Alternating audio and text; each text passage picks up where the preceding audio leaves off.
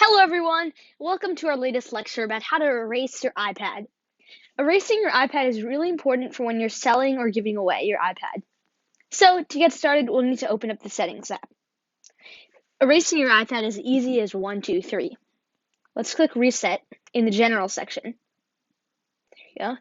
Battery percentages for something else. Reset. And there are a bunch of different reset options, but you'll need to click the Erase All Content and Settings button right there. Perfect.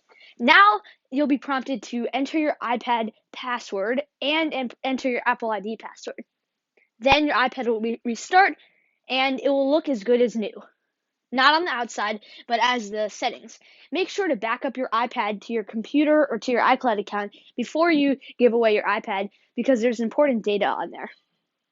Thank you. See you in the next lecture. Be sure to like, comment, and subscribe.